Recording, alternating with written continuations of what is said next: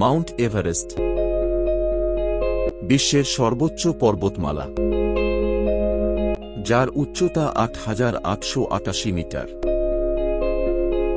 এটি হিমালয় পর্বতের একটি অংশ।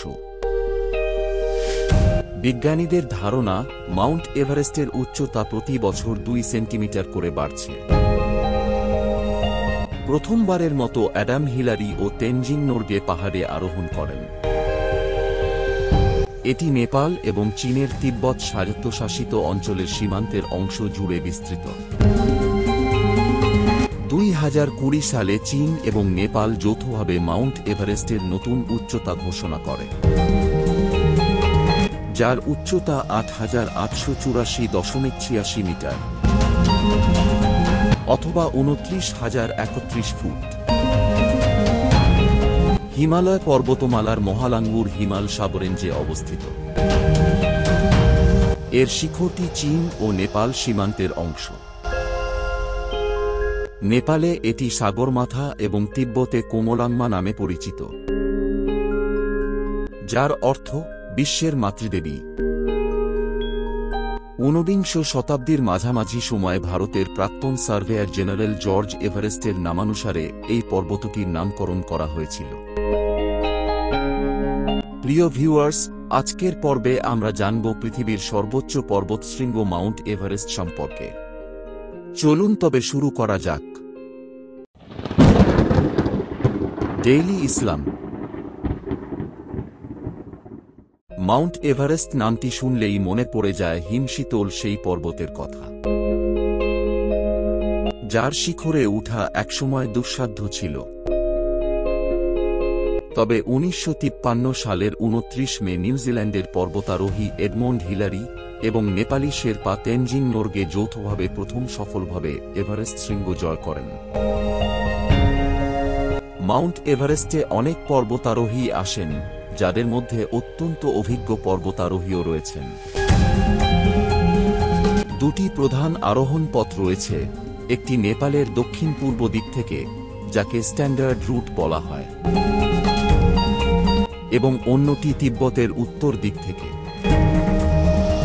স্ট্যান্ডার্ড রুটে এভারেস্টে আরোহণের ক্ষেত্রে উল্লেখযোগ্য প্রযুক্তিগত চ্যালেঞ্জ না থাকলেও উচ্চতাজনিত অসুস্থতা, আবহাওয়া এবং বাতাসের মতো বিপদের পাশাপাশি তুষারধস এবং খুম্বু বরফ পতনের ঝুঁকি রয়েছে। ২০২৪ সালের মে পর্যন্ত এভারেস্টে ৩৪০ জন মারা গেছেন। ২০০ জনেরও বেশি মৃতদেহ পাহাড়ে রয়ে গেছে এবং বিপজ্জনক পরিস্থিতির কারণে তাদের সরানো হয়নি। পর্বতারোহীরা সাধারণত মাউন্ট এভারেস্টের উচ্চতার কিছু অংশেই আরোহণ করেন, কারণ পর্বতের পূর্ণ উচ্চতা ভূপৃষ্ঠ থেকে পরিমাপ করা হয়, যা সমুদ্রপৃষ্ঠের আনুমানিক পরিমাপ করে। মাউন্ট এভারেস্টের চূড়ার সবচেয়ে কাছের সমুদ্র হল বঙ্গোপসাগর, যা প্রায় ৭০০ কিলোমিটার বা ৪৩০ মাইল দূরে অবস্থিত।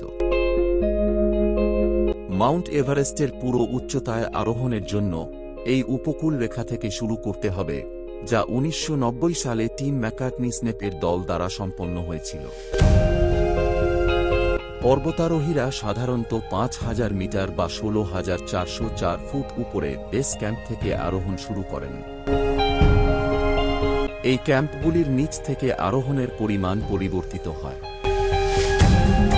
তিব্বতের দিকে বেশিরভাগ পর্বতারোহী সরাসরি উত্তর বেস ক্যাম্পে গাড়ি চালান।